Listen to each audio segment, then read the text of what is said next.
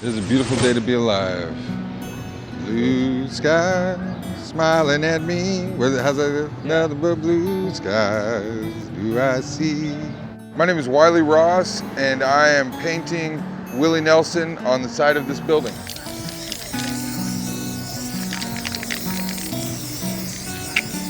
I think kindness is what separates us from the animals.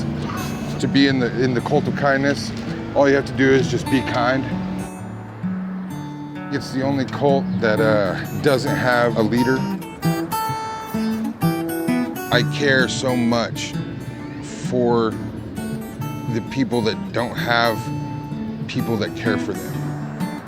I hope that this mural reflects that. It costs nothing to change somebody's day for the better. That feeling of doing good is pure. You can't buy it, you can't sell it, you can't trade it. Willie Nelson represents that spirit. I'm thinking about getting into politics. I'm gonna start with the HOA and then go from there. The first version of this was up for 9 years. I did it in 2016. My friend Adam Brewer had commissioned me to paint it originally on the building that's right where we are standing. He thought that what's iconic to Austin, and he actually came up with the idea of Willie Nelson. I was like, oh, that's great. And so I painted it, and then the building caught fire, and so they tore the building down. But the developers and the kind folks at 7 grand here wanted me to paint it again, so that kind of brings us up to speed. But everybody loves Willie Nelson across the board. Doesn't matter how rich you are, how poor you are, what race, creed, anything like that, religion, they all love Willie Nelson. And I think it's because Willie Nelson represents acceptance, represents freedom, represents the power to be, who you are. What we want to do is we want to create sort of a whole vibe down here where people are helping people are helping the homeless, and this is just as much for them as it is for the residents of Austin, who actually have a home address, you know what I mean? And so we want people to come down here and help and just spread sort of the spirit of Willie Nelson. We want to make doing good cool again. To prime the wall, we employed a couple of cats down here. Friend Eddie back here, he rolled on goddamn 80% of this primer. I just want people to look at it and feel like they can be themselves. These 3 horses represent freedom, they represent the homeless population down here.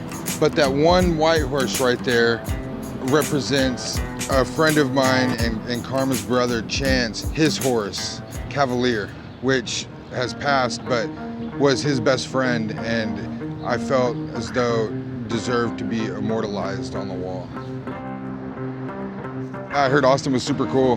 When I got here, I just felt alive just because I was following my dream. I didn't care whether I died drunk and penniless in the gutter as long as I tried, and so Austin made me feel that way and made me feel alive, and I like the not knowing sometimes.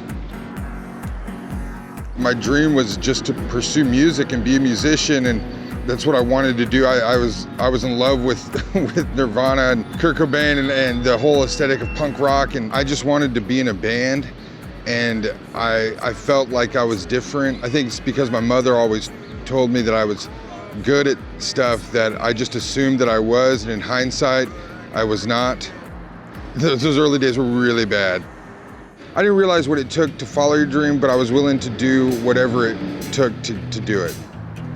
When I moved down here, I didn't know anybody, so I just would ride the city bus to learn the city. I would pick up the Chronicle and just look for musicians wanted ads. I found a guy named Ben Evans as a bass player, and we formed a band called Streetlight Susie. And when I think about some pivotal moments that shaped me as an artist, the painful moments, there was a particular incident that happened when I was in high school that it gave me unique perspective on the reality of life, and that in turn created a little bit of my artistic voice. Oh shit, it's Brewer. What's up, dude? Oh my God, dude, what the fuck's going on, man? I'm good. This is Gary. Hey, Wiley, nice to meet you, man. I'm trying to force feed him Austin. I was like, so I used to do the Rock Fest here. That's where shit. I was like, there's Wiley right there. My artistic style is like a controlled chaos where I just fail as much as I can and whatever I'm left with is what the voice is. It's a compulsion. I have to create. The way a tree grows fruit, the fruit is a byproduct of the tree's life, and the art is just a byproduct of my need to create. As far as mediums go, paint, oil, charcoal, sculpture, trash, music, anything that is a highway of expression. Being a professional artist, I don't have the luxury to wait for inspiration. I have to produce, and so the channel just never turns off. Now, whether or not it's good or bad, that remains to be seen, but I just have to start it, whatever it is. I don't understand how karma lives with me or how people have lived with me in the past, because it must be difficult. Some people, they do art because they love it and it's their hobby, it's even their profession.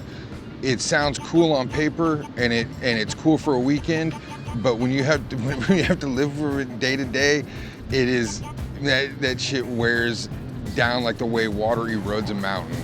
And we all have a cross to bear, and art's a big fucking cross. None of this would have been possible without my partner, Karma Montaigne. She does all the shit that isn't fun and that has to be done.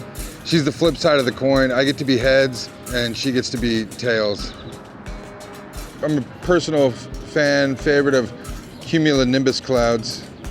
They're the big, thick ones. I don't know who's naming stuff. Whoever's naming clouds is also naming skateboard tricks and weed strains. A poor excuse I was selling.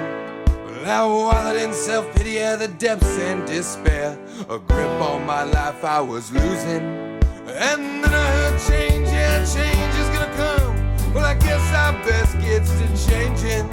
I tried, just couldn't say goodbye to the life I was leading.